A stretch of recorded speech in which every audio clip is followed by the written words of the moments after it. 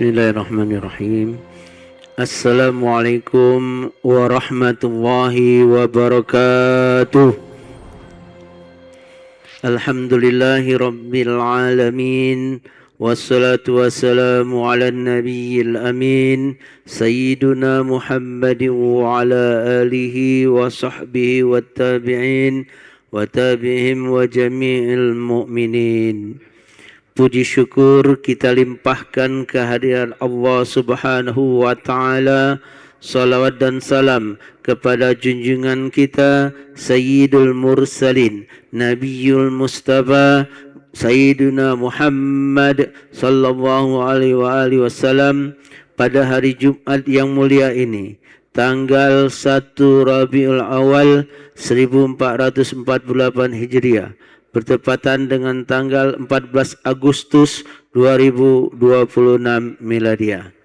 Marilah kita berdoa untuk pendahulu kita dengan membaca surah Al-Fatihah. Semoga arwah almarhum almarhumah diampuni segala dosa, dimaafkan segala kesalahan, dan mendapat kemuliaan di sisi Allah Subhanahu wa taala.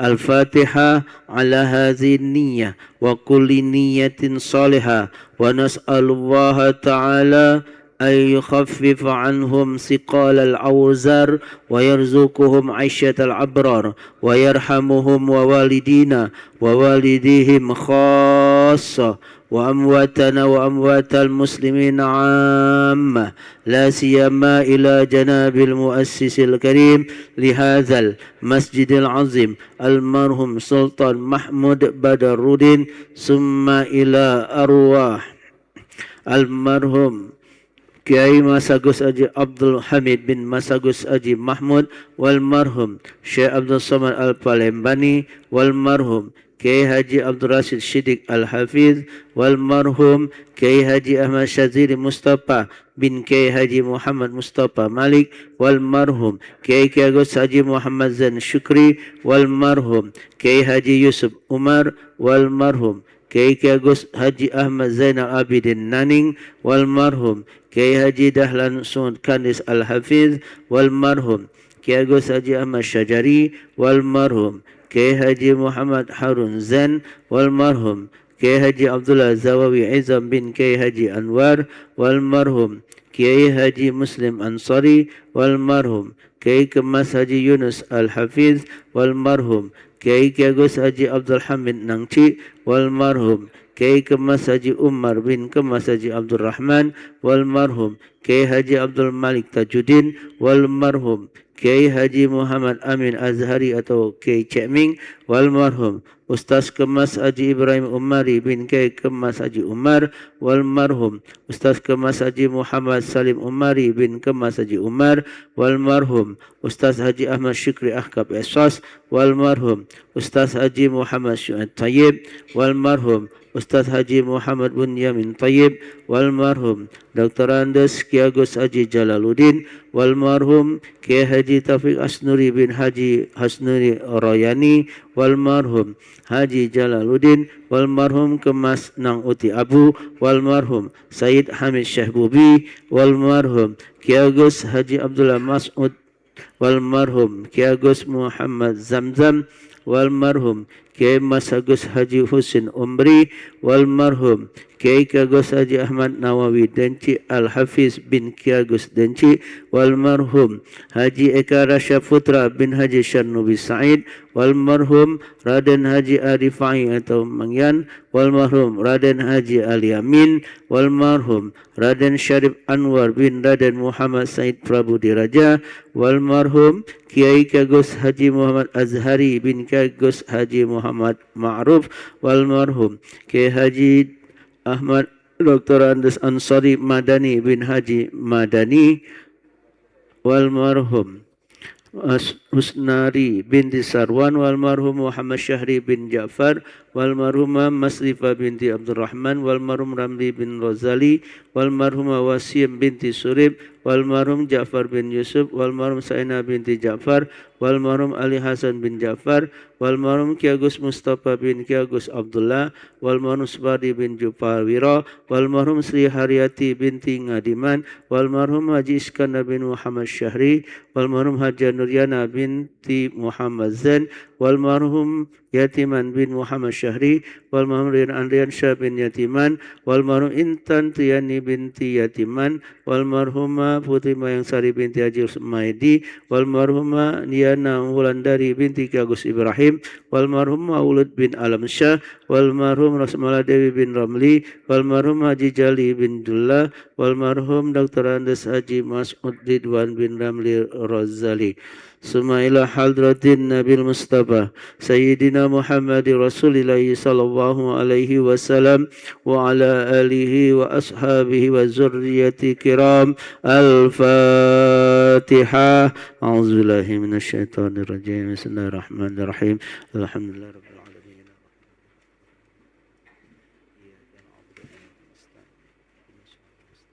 Shiratal ladzina an'amta 'alaihim ghairil maghdubi 'alaihim waladdallin.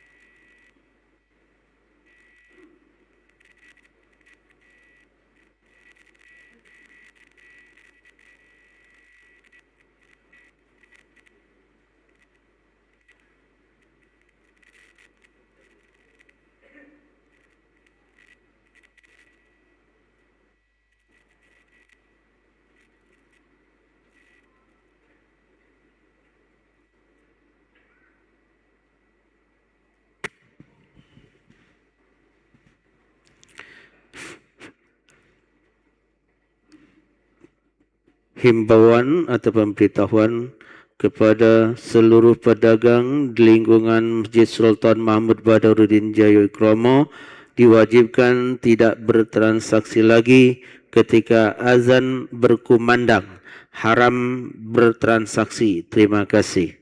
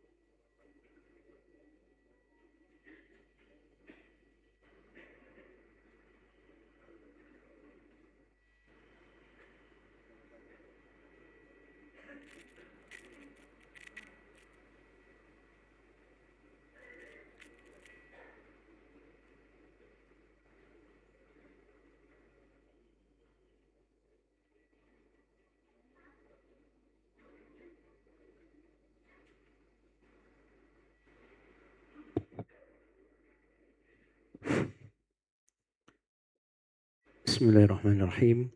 Assalamualaikum warahmatullahi wabarakatuh. Alhamdulillah wassalatu wassalamu ala asyrafil anbiya'i wal mursalin wa ala alihi wa ashabihi rasulillahi ajmain amma ba'. Masyarul muslimin wa zumratul mu'minin sedang Jumat rahimakumullah. Selanjutnya kami akan melaporkan laporan keuangan Yayasan Masjid Agung Palembang. Kas dan tabungan Yayasan Masjid Agung Palembang. 1 kas. Saldo kas per tanggal 5 Agustus 2026 sebesar Rp26.661.689. Penerimaan kas dari tanggal 6 Agustus sampai dengan tanggal 12 Agustus 2026 sebesar Rp19.636.000. Hasil kotak amal Jumat dan rawatib sebesar Rp20.645.500. Setoran bidang pendidikan Yayasan Masjid Agung Palembang sebesar Rp15.150.000.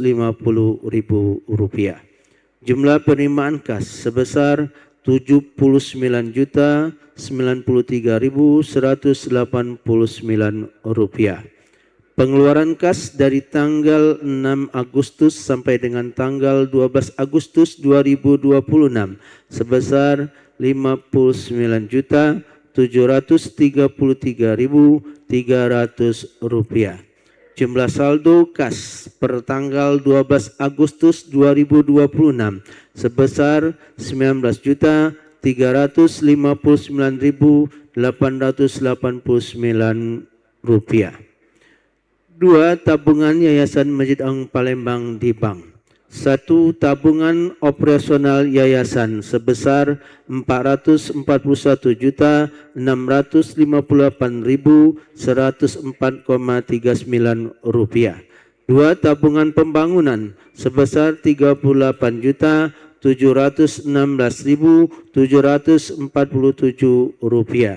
3. Tabungan pendidikan sebesar Rp64.889.550,76. Demikian laporan keuangan Yayasan Masjid Agung Palembang. Untuk petugas sholat Jumat pada hari ini, Jumat tanggal 1 Rabiul Awal 1448 Hijriah, bertepatan dengan tanggal 14 Agustus 2026 Miladiah. Pembaca kalam ilahi akan dibacakan terhormat oleh Al-Ustadz Haji Baizun Syah S.Ud. Muazzin akan dikumandangkan yang terhormat oleh Al-Ustadz Kiagus Erwin Akib. Muroki akan disampaikan terhormat oleh Al-Ustadz Solihul Hadis. Khatib akan disampaikan yang terhormat oleh Al-Ustadz Ahmad Bukhari SAG.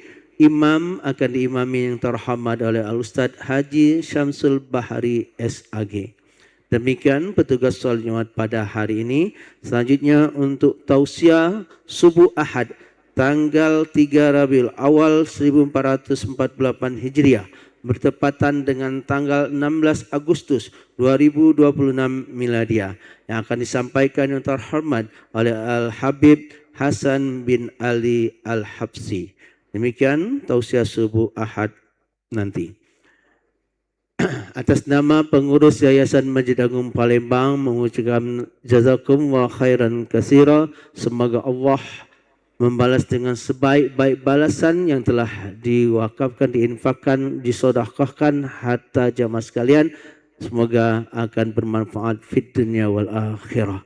Demikian, kurang lebih mohon maaf, dan kepada Allah mari bersama-sama kita mohon ampunan. Fusikum wa nafsi bitaqwallah wa ridha wal inayah wal afafu minkum. Wassalamualaikum warahmatullahi wabarakatuh.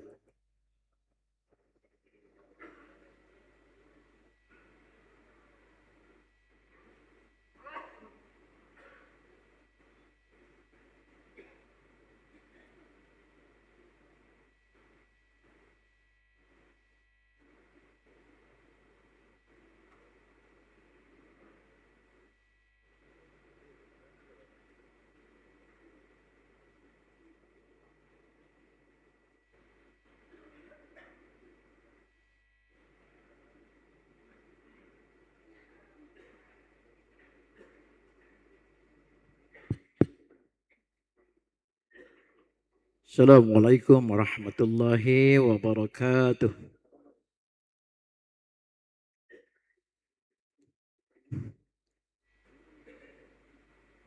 أعوذ بالله من الشيطان الرجيم.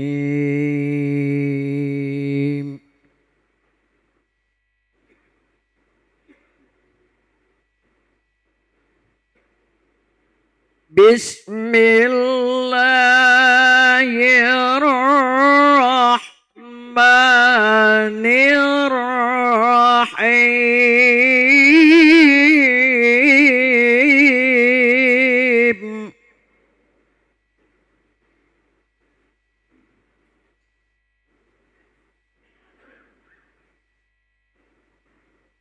من أجل ذلك كتبنا على بني إسرائيل أنه من قتل نفسا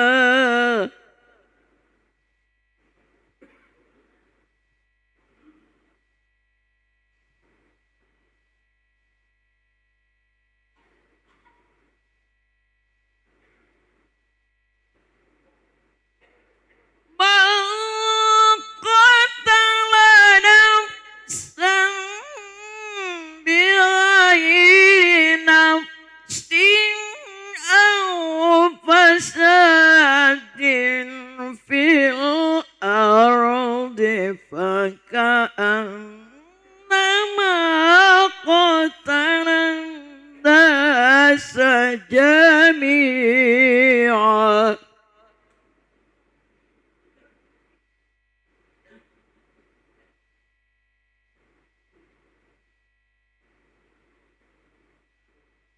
ومن أحياها فكأنما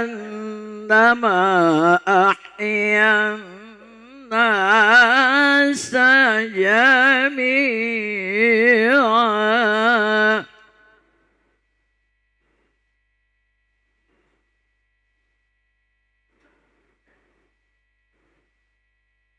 ولقد جاءتهم رسلنا بالبينات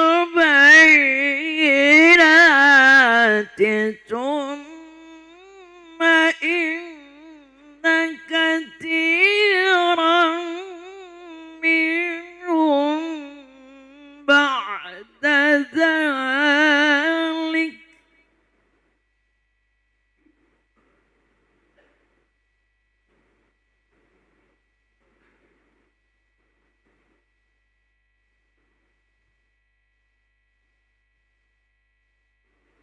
ثم إن كثيرا منهم بعد ذلك في الأرض لمسرفون.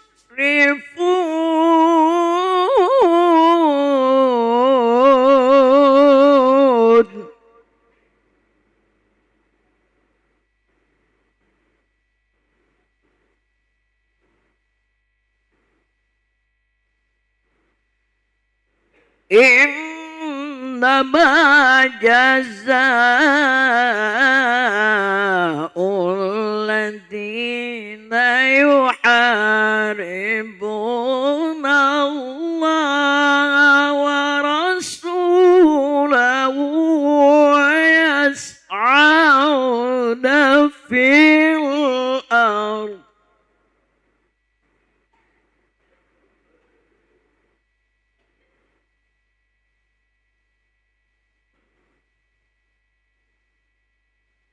ويسعون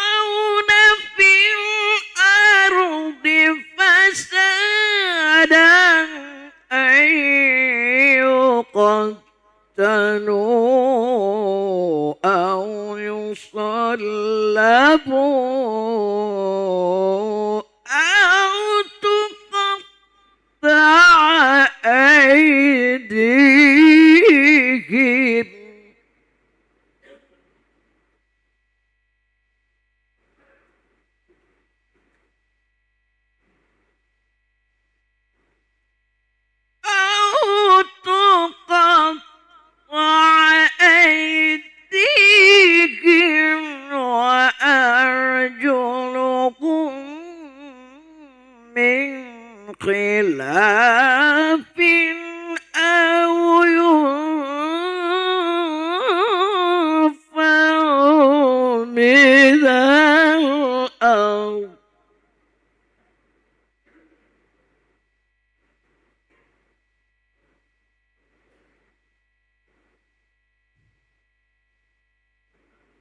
ذلك لهم خزي في الدنيا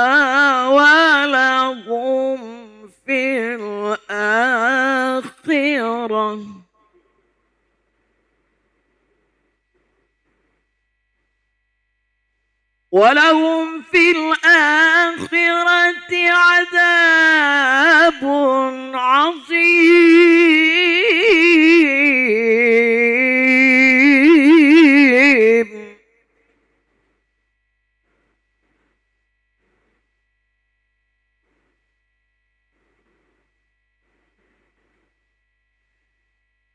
إلا الذين تابوا من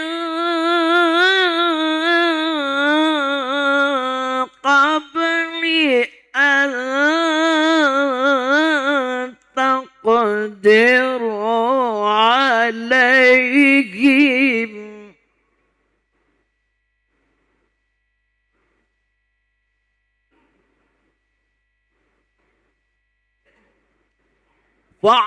واعلموا أن الله غفور رحيم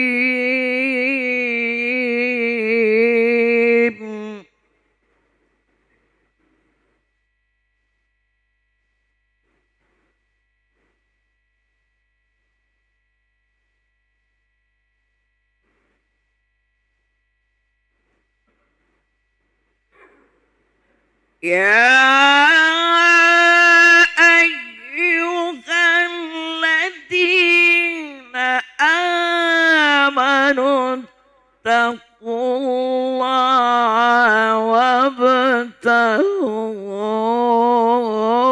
وابتغوا إليه الوسيلة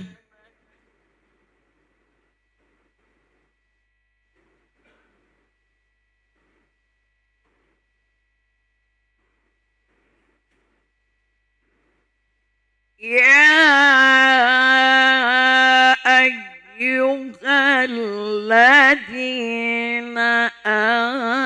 آمنوا اتقوا الله وابتغوا إليه الوسيلة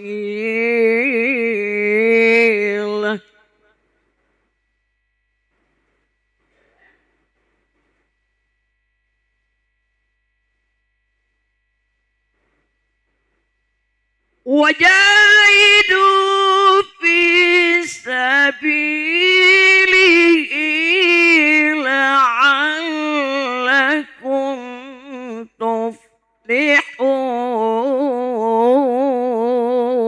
تفلحون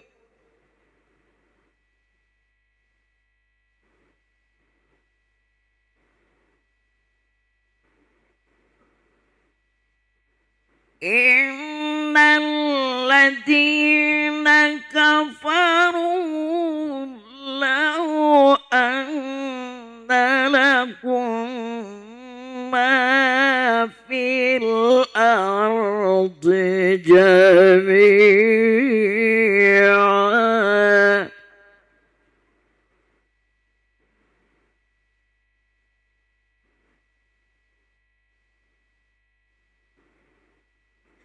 لو أن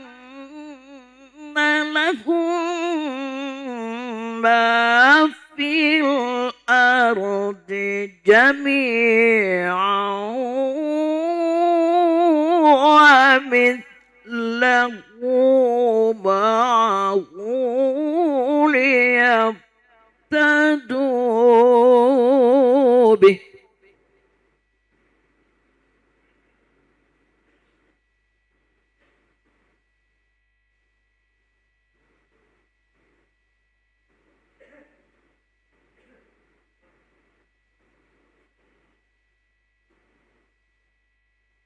ومثله معه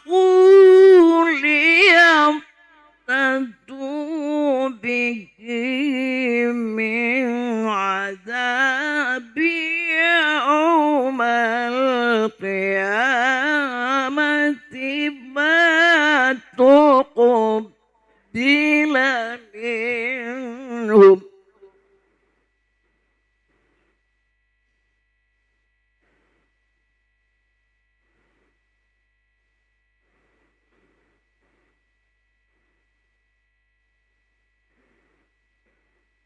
إن الذين كفروا لو أن لهم ما في الأرض جميعا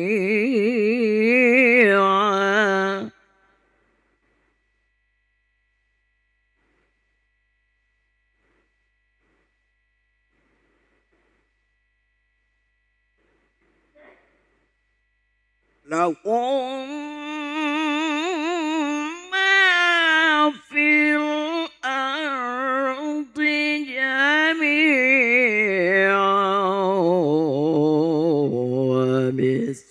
ومثله معه ليفتدوا به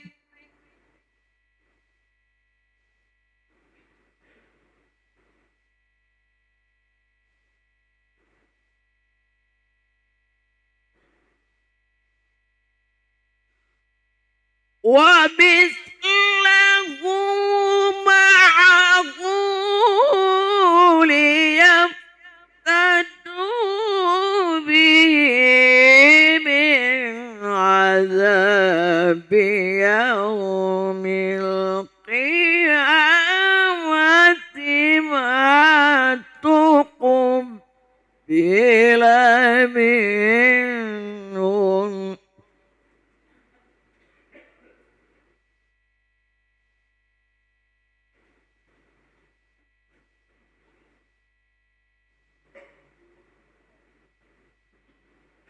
ولهم عذاب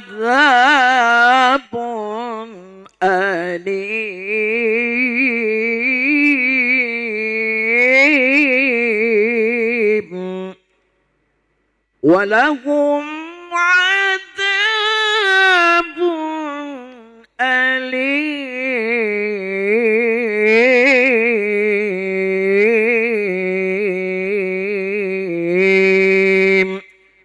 صدق الله العظيم والله موفق لقوم الطريق والسلام عليكم ورحمة الله وبركاته.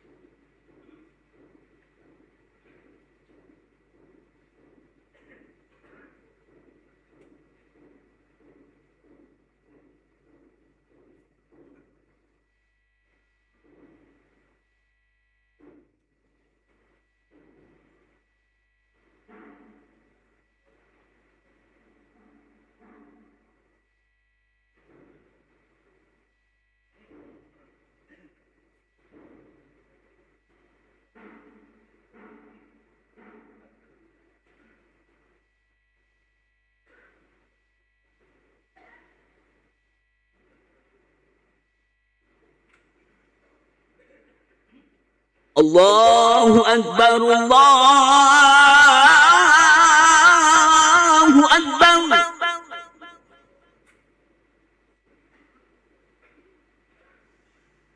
الله أكبر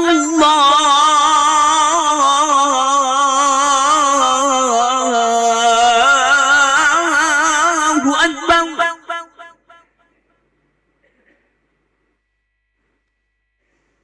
أشهد أن لا إله إلا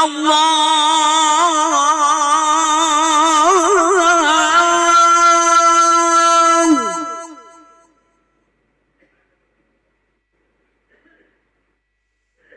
أشهد أن لا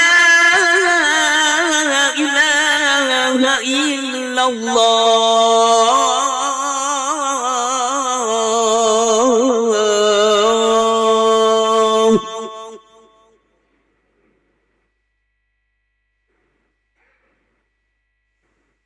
أشهد أن محمدا رسول الله.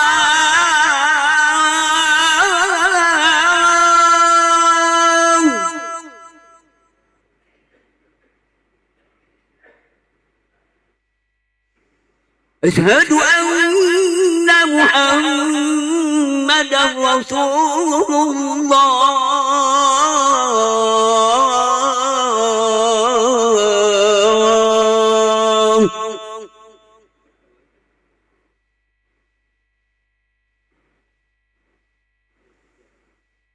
هيا على الصلاة.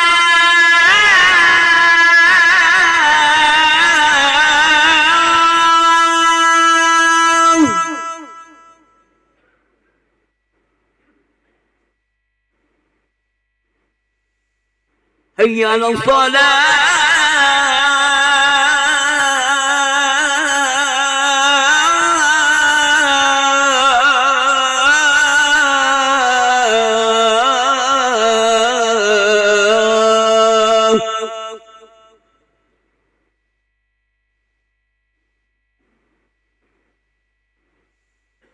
هيا على الفلاح.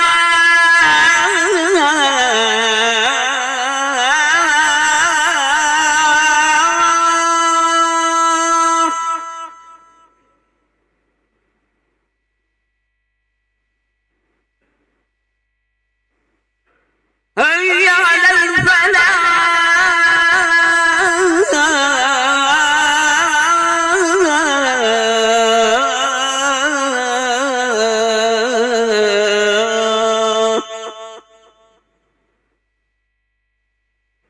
الله أكبر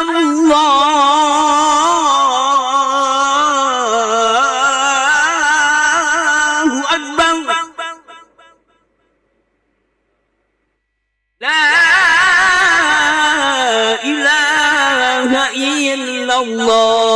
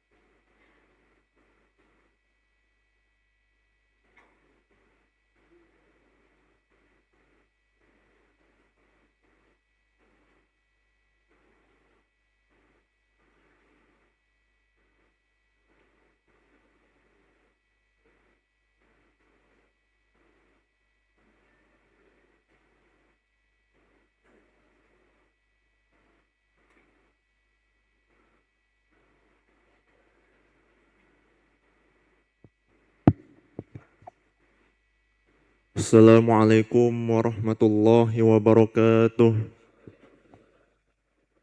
Ma'asyiral muslimin, sidang Jumat rahimakumullah. Sebentar lagi khotib akan membacakan kedua khutbahnya. Berkenaan dengan itu, Rasulullah sallallahu alaihi wasallam telah bersabda di dalam sebuah hadis yang berbunyi, An Abi Hurairah radhiyallahu anhu qala Rasulullah sallallahu alaihi wasallam, idza qulta li sahibika ansit wal imamu yakhutubu yaumal jumu'ati faqad laghut. Ansitu wasma'u wa athi'u rahimakumullah. Yang artinya barang siapa yang berkata-kata padahal khotib sedang membacakan khutbahnya, walau perkataan itu menyuruh orang lain untuk diam sekalipun, maka sungguh dia telah berbuat yang sia-sia. Maka dari itu para jamaah sekalian, hendaknya kita diam, tekun, mendengarkan dengan hati yang menerima, agar kiranya kita semua mendapatkan rahmat dari Allah Subhanahu wa taala. Amin amin ya rabbal alamin.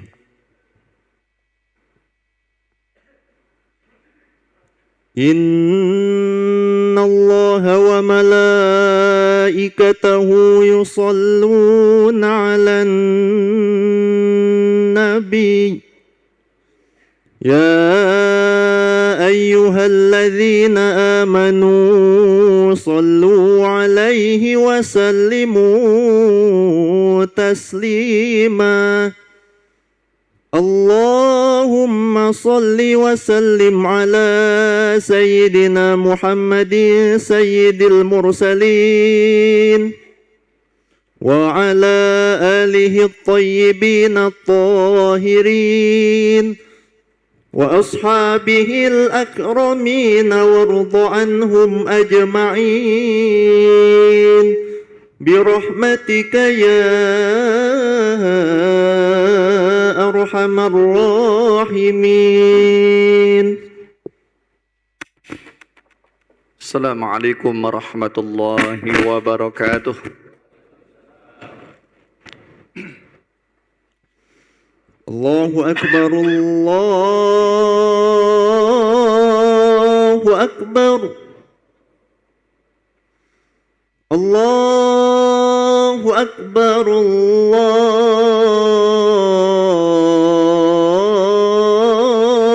akbar. Asyhadu an la ilaha illallah.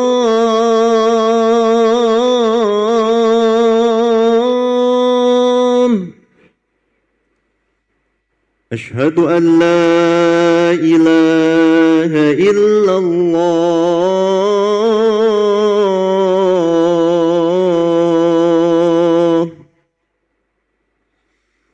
Asyhadu anna Muhammadar Rasulullah.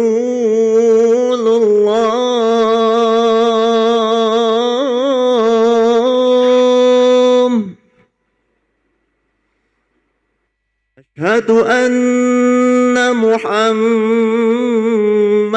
Rasulullah.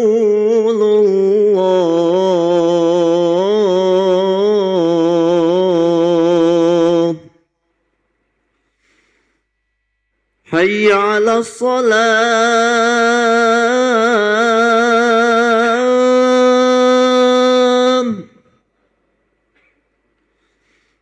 Hayya 'alas salam.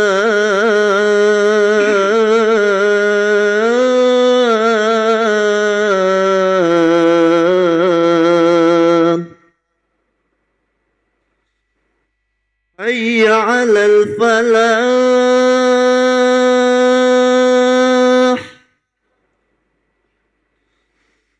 Hayya 'alal falah.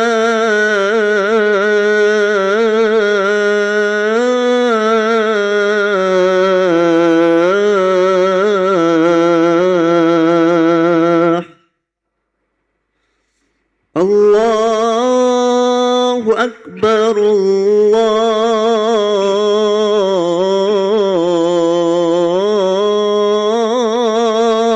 akbar. La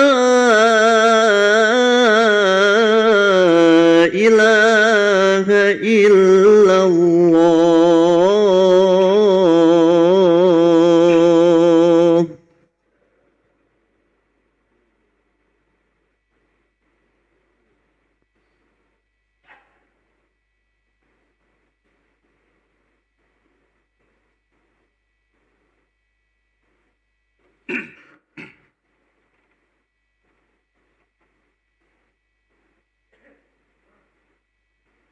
الحمد لله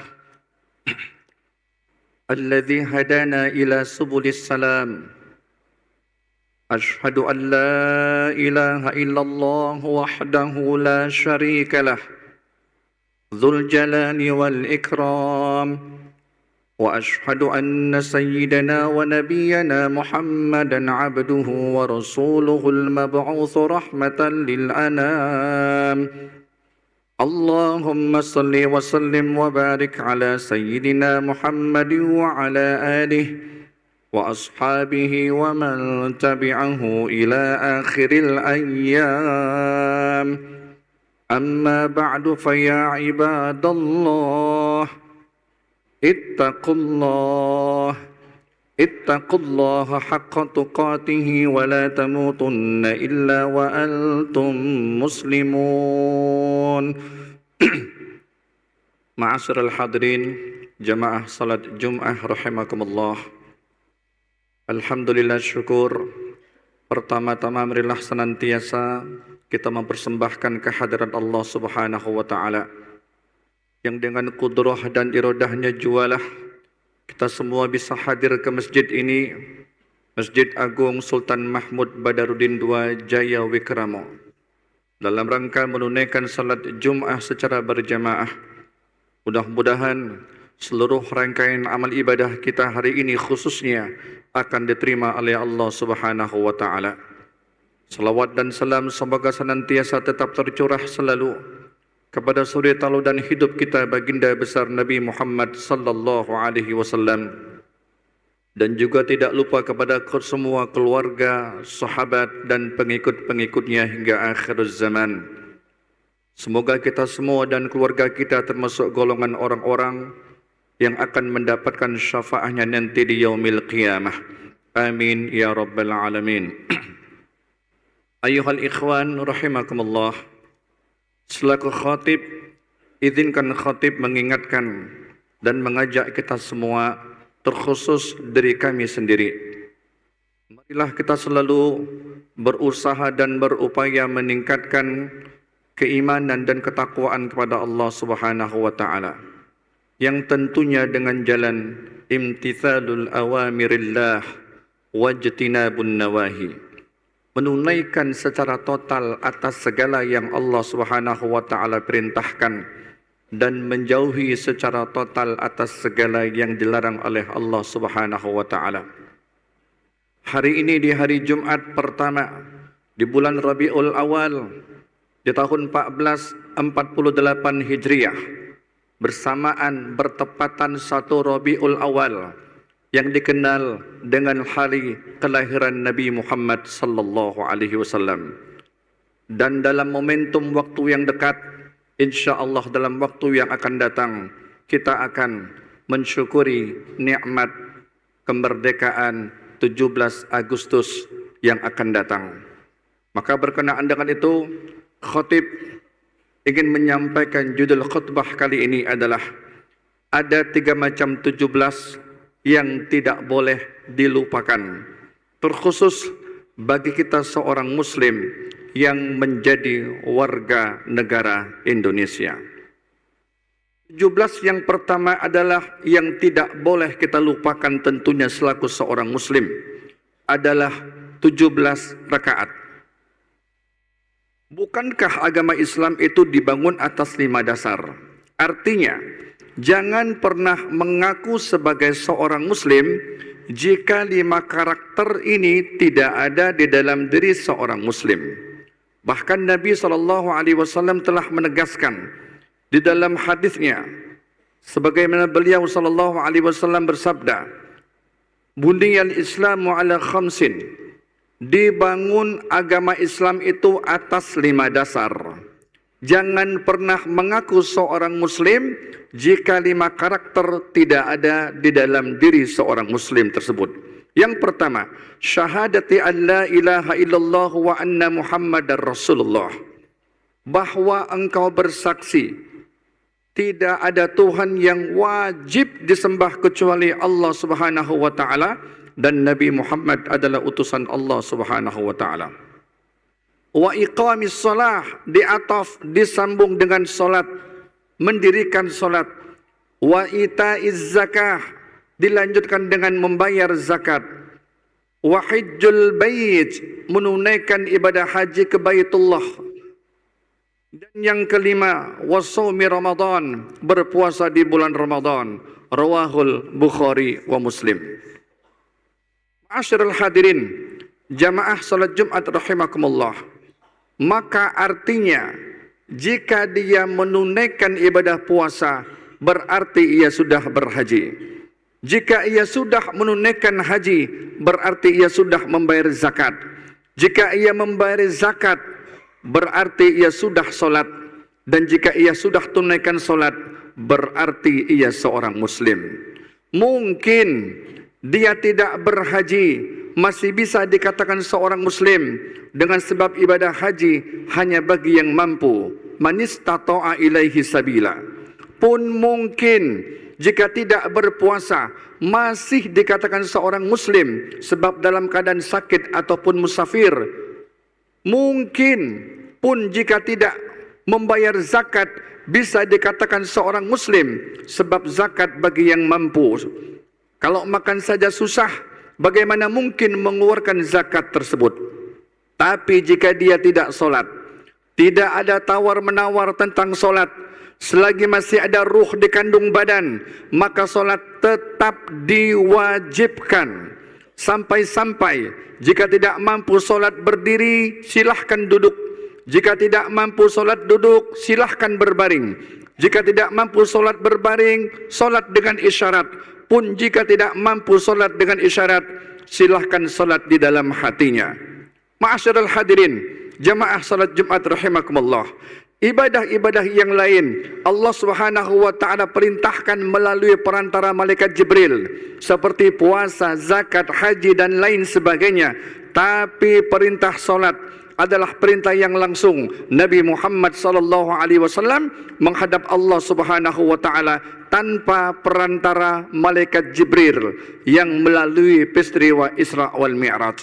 Oleh karena itu, Nabi sallallahu alaihi wasallam menegaskan di dalam sebuah hadisnya, as-salatu imaduddin, salat merupakan tiangnya agama. Wa man aqamaha faqad aqamad din. Barang siapa yang mendirikan salat sama dengan mendirikan agamanya. Wa man tarakaha faqad hadamad din. Dan barang siapa yang telah meninggalkan salat sama dengan merubuhkan agamanya. Bahkan Nabi SAW bersabda di dalam riwayat yang berbeda. An Abi Hurairah radhiyallahu anhu qala, dari Abu Hurairah ia telah berkata, qala Rasulullah sallallahu alaihi wasallam, telah bersabda Nabi sallallahu alaihi wasallam, inna awwala ma yuhasabu bihil abdu yaumal qiyamah min amalihi salatuh. Fa in salahat faqad aflaha wa anjaha, wa in fasadat faqad khaba wa khasara. Sesungguhnya amal seorang hamba pertama kali yang akan dihisab pada hari kiamat adalah solatnya. Apabila solatnya baik, dia akan mendapatkan keberuntungan dan keselamatan. Apabila solatnya rusak, dia akan menyesal dan merugi. Maka fa in intaqasa min faridatihi syai'un qala rabbi tabaraka wa ta'ala nadhuru hal li 'abdi min tatawwu' fayukmalu biha man taqasa minal faridati thumma yakunu sa'iru amalihi ala dhalik. Apabila solatnya rusak, dia akan menyesal dan merugi. Jika ada yang kurang dari solat wajibnya, Allah Tabaraka wa Ta'ala mengatakan, lihatlah apakah pada hamba tersebut memiliki amalan-amalan sunnah, maka solat sunnah tersebut akan menyempurnakan solat wajibnya yang kurang. Begitu juga amalan lainnya seperti itu. Ma'asyiral hadirin, jamaah salat Jumat rahimakumullah. Bahkan Al-Imam At-Tabrani melalui sahabat Anas bin Malik radhiyallahu anhu mengutip hadis sebagai berikut. Man tarakas salata muta'ammidan faqad kafara jihara. Siapa orang yang meninggalkan solat dengan sengaja, maka sungguh ia telah kafir di hadapan Allah Subhanahu wa taala secara tegas. Hadis di atas dihukumi sahih oleh Imam Suyuti dalam kitabnya Al-Jami' As-Saghir. Bagi yang menganggap solat itu tidak wajib sedangkan ia berakal sehat dan mukallaf, maka kafirlah ia di hadapan Allah Subhanahu wa taala. Dan lagi sabda Nabi sallallahu alaihi wasallam, "Murus sabiyya bis-shalah idza balagha sab'a sinin." Perintahkan anak-anak kecil kalian untuk menunaikan solat apabila sudah mencapai umur 7 tahun. Wa idza balagha 10 sinina fadribuhu 'alaiha. Dan apabila sudah mencapai umur 10 tahun, maka pukullah dia apabila tidak menunaikan solat. Ini bahasa kinayah. Makna memukul di sini adalah bukan untuk menyakiti, bukan untuk menzalimi, tapi memberikan pendidikan tegas. Jangan pernah bermain-main dengan masalah solat.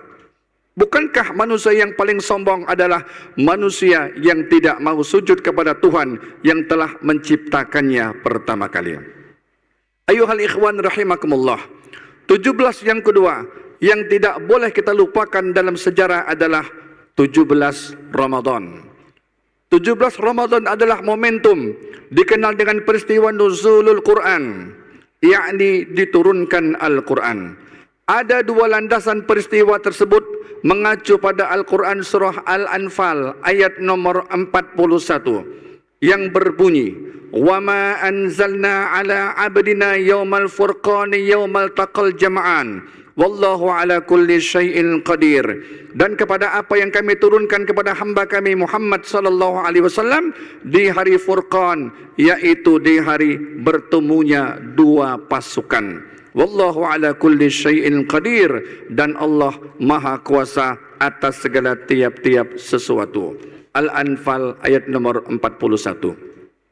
Dalam ayat tersebut para ulama memaknai, menyimpulkan kalimat Yaumul Furqan sebagai bertemunya dua pasukan Muslim dan kafir Quraisy saat terjadi perang besar, yakni perang Badar di hari 17 di bulan Ramadan, dan malamnya diturunkan Al-Quran. Pendapat tersebut juga dikemukakan oleh Imam At-Tabari di dalam kitab Jami'ul Bayan fi Ta'wilil Quran dengan mengutip perkataan dari Imam Hasan bin Ali radhiyallahu taala anhuma. Qala Al-Hasan bin Ali bin Abi Talib radhiyallahu taala anhuma. Telah berkata Imam Hasan bin Ali bin Talib radhiyallahu anhuma, apa kata beliau? Kanat Lailatul Furqan yaumal taqal jam'an li sab'i asyrata min syahri Ramadan. Yang dimaksud dengan malam Al-Furqan, yaumul taqal jam'an adalah tanggal 17 di bulan Ramadan yang dipertemukan kedua pasukan saat itu terjadi perang Badar. Adapun 17 yang ketiga yang tidak kita boleh lupakan dalam kehidupan kita adalah 17 Agustus di hari yang akan datang, yang dikenal dengan Hari Kemerdekaan Republik Indonesia. Kemerdekaan yang dikecap, dinikmati, dirasakan tentulah bukan hadiah dari Belanda, bukan pula atas persetujuan dari Jepang, bukan pula mudah seperti laksana embun turun di malam hari, tapi kemerdekaan itu ditegakkan di atas untaian air mata, cucuran keringat, genangan darah, pengorbanan orang-orang tua kita yang mungkin tidak sempat mereka menikmati kemerdekaan saat ini. Untuk kita mereka berurai air mata, untuk kita mereka tumpahkan darah, dan untuk kita mereka mengorbankan nyawa. Tanpa mereka menikmatinya, maka sudah sepantasnya lah kita bisa mensyukuri nikmat kemerdekaan ini. Dengan sebab wasilah mereka lah kita bisa merasakan nikmat kemerdekaan saat ini. Ayuhal ikhwan rahimakumullah. Di bulan Agustus ini salah satu bulan keramat bagi seluruh bangsa Indonesia dimanapun mereka berada. Oleh sebab itu, di dalam muqaddimah Undang-Undang 45 kita temukan kalimat dengan berkat rahmat Allah yang Maha Kuasa. Kalimat tersebut adalah suatu pengakuan moral yang sangat jujur dari perumus Undang-Undang Dasar negara ini. Satu pengakuan yang sangat tulus dari para pemimpin negara kita ini dulu. Indonesia tidak mungkin bisa tercapai keberhasilan merdeka kalau bukan dengan berkat rahmat dari Allah yang Maha Kuasa. Apa yang menyebabkan faktor pertolongan Allah Subhanahu wa taala itu datang? Ternyata pejuang kita merebut kemerdekaan dulu tidak sekedar bergerilya, masuk hutan, keluar hutan, naik bukit, turun gunung, menyeberangi lautan yang luas, menyandang bambu runcing. Mereka rela meninggalkan dan menanggalkan keluarga, anak, harta. Tetapi bagi umat Islam, mereka menggunakan senjata yang terampuh, yakni the power, kekuatan daripada wasilah 17 rakaat untuk mencapai kemerdekaan 17 Agustus 1945 itu. Oleh karena itu selalu diingat bagi umat Islam khususnya, menyebut kemerdekaan Indonesia harus ada 317 yang tidak boleh dilupakan. 317 itu adalah 17 Agustus, 17 rakaat, dan 17 Ramadan. Ketika dengan kalimat takbir dikumandangkan, sanggup membakar semangat para pejuang, ulama, santri, TNI, rakyat Indonesia semakin bergejolak, semakin semangat api jihad dengan slogan Iskariman, Aumut Syahidan, atau yang dikenal dengan merdeka atau mati. Walaupun dengan bambu runcing, walaupun meskipun dengan alat tempur yang seadanya, namun semangat para pejuang pantang surut mundur ke belakang. Dengan berkat pertolongan Allah lah maka Indonesia berhasil meraih kemerdekaan. Wa ma ja'alahu Allahu illa busyra walitatma'inna bih qulubukum wa man nasru illa min indillah innallaha azizun hakim. Dan tidaklah Allah menjadikannya melainkan sebagai kabar gembira agar hatimu menjadi tentram karenanya. Dan kemenangan itu hanyalah hakikatnya dari sisi Allah. Sungguh Allah Maha Perkasa lagi Maha Bijaksana. Al-Anfal ayat 10. Demikianlah khutbah yang singkat ini. Semoga bermanfaat untuk kita amalkan dalam kehidupan kita sehari-hari. Kita doakan semoga para pejuang-pejuang kemerdekaan Republik Indonesia yang gugur akan mendapatkan pahala syuhada di sisi Allah Subhanahu wa taala. Dan jangan sampai kita membuat mereka bersedih dengan kelakuan anak bangsa yang melakukan pesta-pesta syukur kemerdekaan dengan kegiatan-kegiatan perlombaan yang tidak mendidik generasi penerus bangsa, bahkan merusak moral dan budaya. Seperti perlombaan berbau porno atau perlombaan menyerupai laki-laki dan perempuan meskipun sekedar untuk lucu-lucuan saja, dan perbuatan maksiat yang bisa menyebabkan datangnya laknat dari Allah Subhanahu wa taala. Semoga Allah selamatkan kita, Allah selamatkan keluarga kita, Allah selamatkan lingkungan kita, Allah selamatkan kota dan negeri kita dari murkanya Allah Subhanahu wa taala. Amin ya rabbal alamin. A'udzubillahi minasyaitonir rajim. Bismillahirrahmanirrahim. Wal 'asri innal insana lafi khusrin illa الذين آمنوا وعملوا الصالحات وتواصوا بالحق وتواصوا بالصبر. بارك الله لي ولكم في القرآن العظيم ونفعني وإياكم بما فيه من الآية والذكر الحكيم وتقبل مني ومنكم تلاوته إنه هو السميع العليم. أقول قولي هذا وأستغفر الله العظيم لي ولكم ولوالدي ولوالديكم ولسائر المسلمين والمسلمات والمؤمنين والمؤمنات فاستغفروه إنه هو الغفور الرحيم. اللهم صل وسلم على سيدنا محمد وعلى آل سيدنا محمد.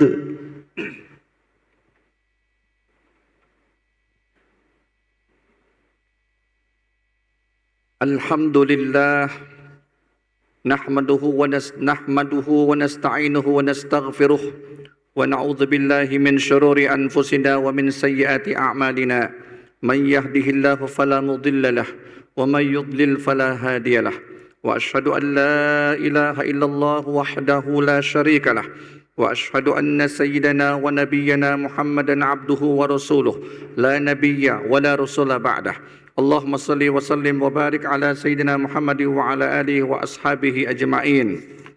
Amma ba'du fa ya ayyuhan nas فيا أيها الحاضرون فيا أيها المستمعون فيا عباد الله أوصيكم ونفسي بتقوى الله فقد فاز المتقون فقال الله تعالى إن الله وملائكته يصلون على النبي يا أيها الذين آمنوا صلوا عليه وسلموا تسليما اللهم صل وسلم وبارك على سيدنا محمد وعلى آل سيدنا محمد كما صليت على سيدنا إبراهيم وعلى آل سيدنا إبراهيم وبارك على سيدنا محمد وعلى آل سيدنا محمد كما باركت على سيدنا إبراهيم وعلى آل سيدنا إبراهيم في العالمين إنك حميد مجيد اللهم وارض عن الخلفاء الراشدين وعن أصحاب نبيك أجمعين والتابعين وتابع التابعين والتابعين معهم برحمتك يا أرحم الراحمين اللهم اغفر للمسلمين والمسلمات والمؤمنين والمؤمنات الأحياء منهم والأموات إنك يا مولانا سميع قريب مجيب الدعوات يا قاضي الحاجات يا رب العالمين اللهم ادفع عنا الغلاء والوباء والطاعون والأمراض والفتن ما لا يدفعه غيرك من بلدنا هذا إندونيسيا خاصة وعن سائر بلاد المسلمين عامة إنك على كل شيء قدير اللهم اجعل بلدتنا بلدة طيبة ورب غفور ربنا آتنا في الدنيا حسنة وفي الآخرة حسنة وقنا عذاب النار عباد الله إن الله يأمر بالعدل والإحسان وينهى عن الفحشاء والمنكر والبغي يعظكم لعلكم تذكرون فاذكروا الله العظيم يذكركم واشكروه على نعمه يزدكم ولذكر الله أكبر والله يعلم ما تصنعون الله أكبر الله أكبر أشهد أن لا إله إلا الله أشهد أن محمد رسول الله حي على الصلاة حي على الفلاح قد قامت الصلاة قد قامت الصلاة الله أكبر الله أكبر لا إله إلا الله لا إله إلا الله محمد رسول الله صلى الله عليه وسلم أقامها الله أدمها ما دامت السماوات والأرض وجعلنا من عبادك الصالحين أهلها سووا صفوفكم فإن تصوير الصف من تمام الصلاة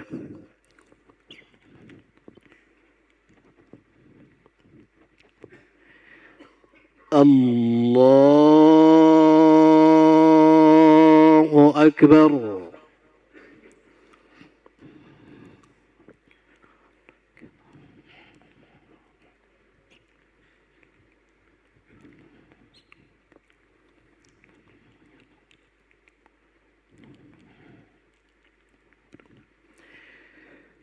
بسم الله الرحمن الرحيم الحمد لله رب العالمين الرحمن الرحيم مالك يوم الدين إياك نعبد وإياك نستعين اهدنا الصراط المستقيم صراط الذين أنعمت عليهم غير المغضوب عليهم ولا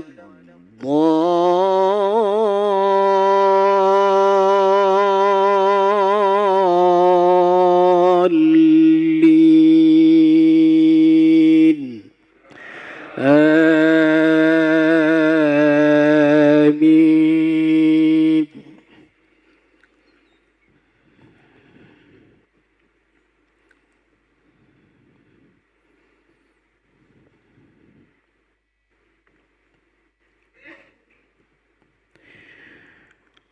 ولو أن أهل القرى آمنوا واتقوا لفتحنا عليهم بركات من السماء والأرض لفتحنا عليهم بركات من السماء والأرض ولكن كذبوا فأخذناهم بما كانوا يكسبون أفأمن أهل القرى أن يأتيهم بأسنا بياتا وهم نائمون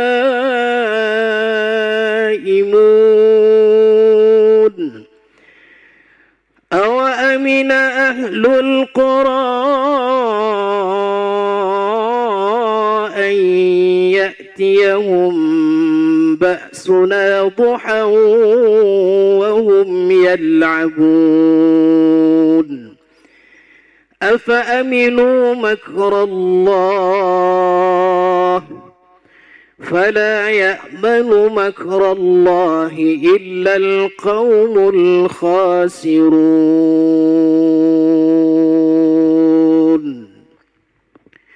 الله أكبر.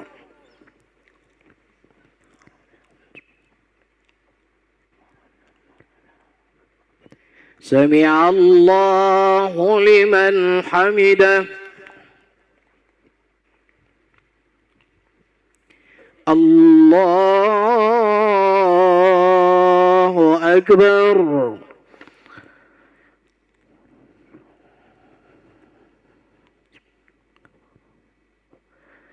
الله أكبر.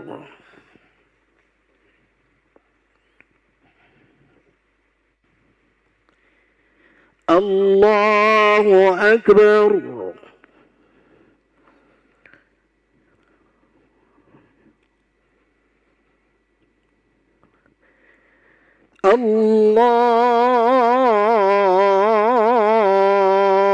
الله أكبر.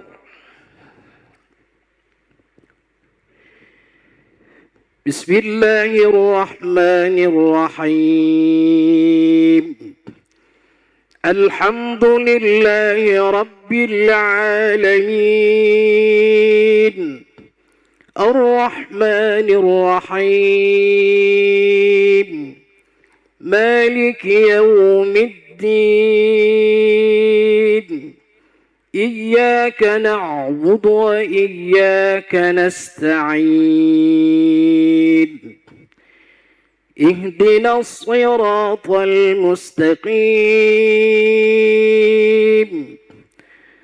صراط الذين أنعمت عليهم غير المغضوب عليهم ولا الضالين آمين.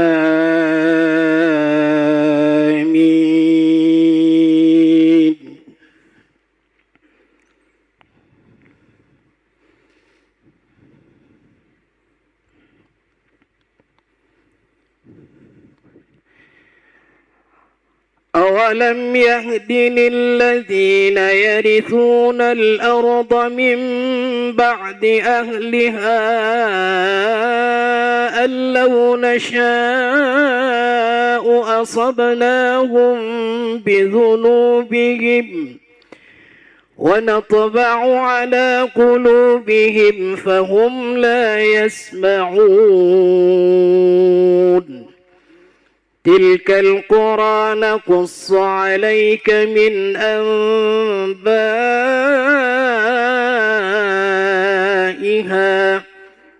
ولقد جاءتهم رسلهم بالبينات فما كانوا ليؤمنوا بما كذبوا من قبل كذلك يطبع الله على قلوب الكافرين. وما وجدنا لأكثرهم من عهد وإن وجدنا أكثرهم لفاسقين ثم بعثنا من بعدهم موسى بآياتنا إلى فرعون وملئه فظلموا بها فانظر كيف كان عاقبة المفسدين.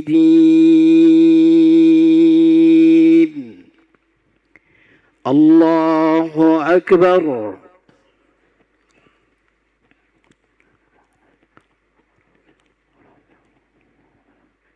سمع الله لمن حمده. الله أكبر.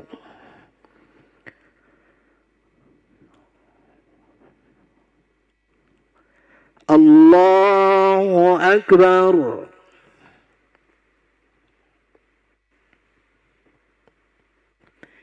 الله أكبر.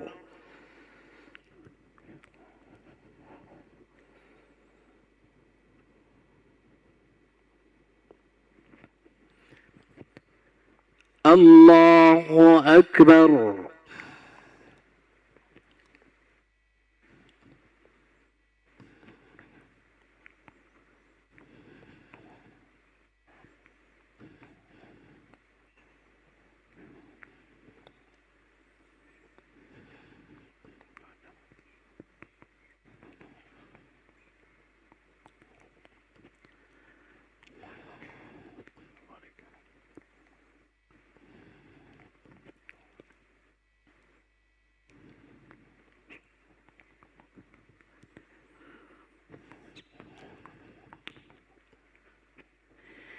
السلام عليكم ورحمة الله. السلام عليكم ورحمة الله.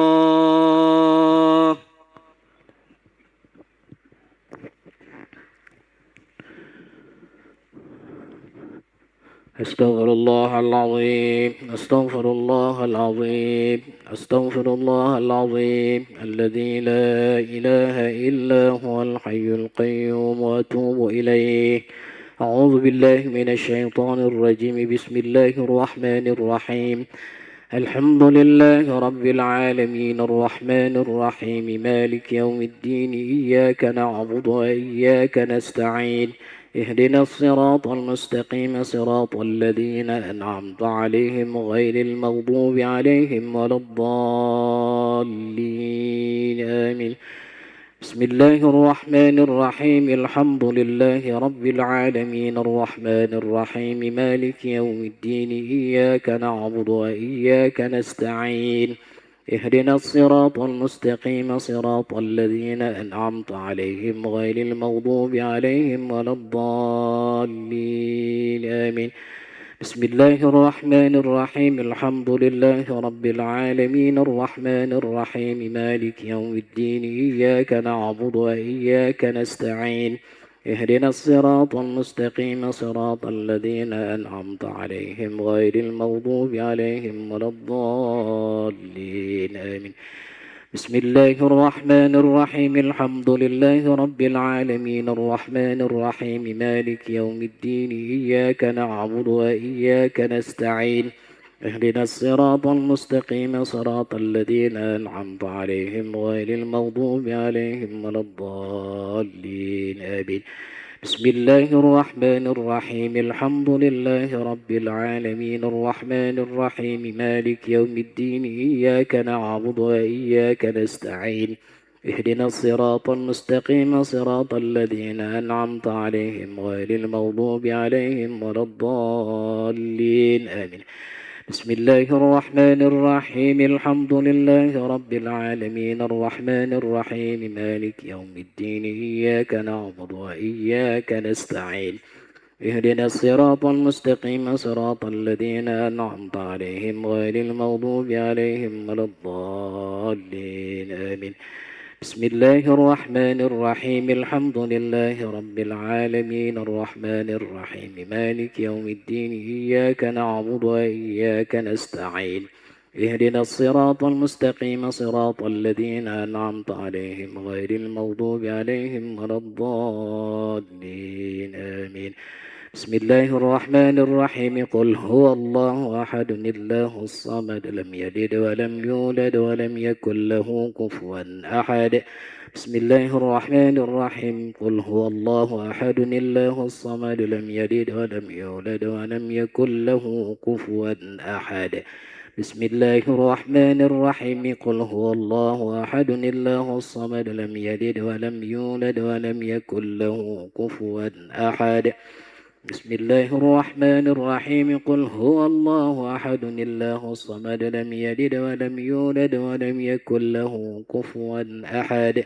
بسم الله الرحمن الرحيم قل هو الله أحد الله الصمد لم يلد ولم يولد ولم يكن له كفوا أحد بسم الله الرحمن الرحيم قل هو الله أحد الله الصمد لم يلد ولم يولد ولم يكن له كفوا أحد بسم الله الرحمن الرحيم قل هو الله أحد الله الصمد لم يلد ولم يولد ولم يكن له كفوا أحد بسم الله الرحمن الرحيم قل أعوذ برب الفلق من شر ما خلق ومن شر غاسق إذا وقب ومن شر النفاثات في العقد ومن شر حاسد إذا حسد بسم الله الرحمن الرحيم قل أعوذ برب الفلق من شر ما خلق ومن شر غاسق إذا وقب ومن شر النفاثات في العقد ومن شر حاسد إذا حسد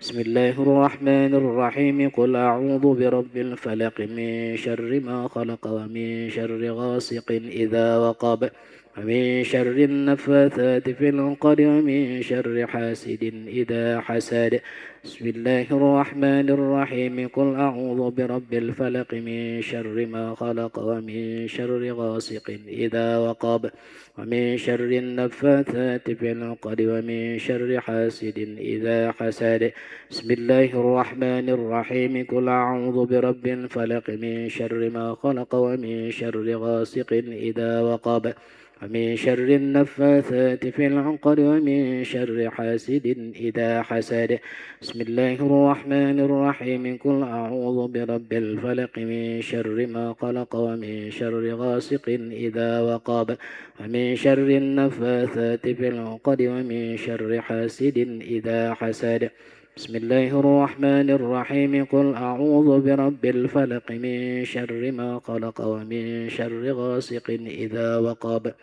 ومن شر النفاثات في العقد ومن شر حاسد إذا حسد بسم الله الرحمن الرحيم قل أعوذ برب الناس ملك الناس إله الناس من شر الوسواس الخناس الذي يوسوس في صدور الناس من الجنة والناس بسم الله الرحمن الرحيم قل أعوذ برب الناس ملك الناس إله الناس من شر الوسواس الخناس الذي يوسوس في صدور الناس من الجنة والناس بسم الله الرحمن الرحيم قل أعوذ برب الناس ملك الناس إله الناس من شر الوسواس الخناس الذي يوسوس في صدور الناس من الجنة والناس بسم الله الرحمن الرحيم قل أعوذ برب الناس ملك الناس إله الناس من شر الوسواس الخناس الذي يوسوس في صدور الناس من الجنة والناس بسم الله الرحمن الرحيم قل أعوذ برب الناس ملك الناس إله الناس من شر الوسواس الخناس الذي يوسوس في صدور الناس من الجنة والناس بسم الله الرحمن الرحيم قل أعوذ برب الناس ملك الناس إله الناس من شر الوسواس الخناس الذي يوسوس في صدور الناس من الجنة والناس بسم الله الرحمن الرحيم قل أعوذ برب الناس ملك الناس إله الناس من شر الوسواس الخناس الذي يوسوس في صدور الناس من الجنة والناس.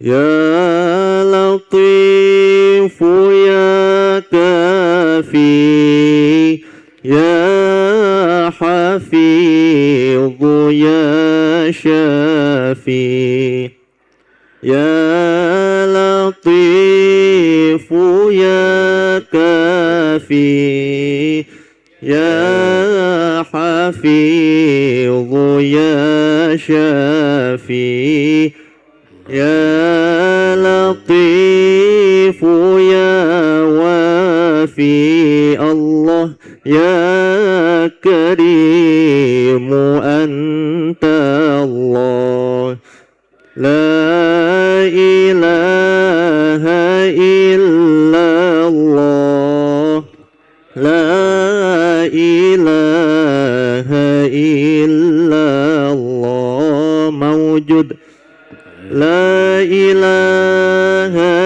إلا الله لا إله إلا الله معبود لا إله إلا الله لا إله إلا الله مقصود لا إله إلا الله لا إله إلا الله عظيم لا إله إلا الله دائم لا إله إلا الله لا إله إلا الله محمد رسول الله صلى الله عليه وسلم كلمة الحق عليها نحيا وعليها نموت وعليها وبها نبعث إن شاء الله تعالى برحمة الله من الآمنين إن الله وملائكته يصلون على النبي يا أيها الذين آمنوا صلوا عليه وسلموا تسليما اللهم صل على أعوذ بالله من الشيطان الرجيم بسم الله الرحمن الرحيم الحمد لله رب العالمين والعاقبة للمتقين ولا عدوان إلا على الظالمين اللهم صل على سيدنا محمد ورضي الله تبارك وتعالى عن ساداتنا أصحاب رسول الله أجمعين اللهم اغفر لنا ذنوبنا ولوالدينا وارحمهم كما ربونا صغارا ولجميع المؤمنين والمؤمنات والمسلمين والمسلمات الأحياء منهم والأموات اللهم أعنا على ذكرك وشكرك وحسن عبادتك اللهم جملنا بالعافية والسلامة وحققنا بالتقوى والاستقامة وأعذنا من موجبات الندامة إنك سميع الدعاء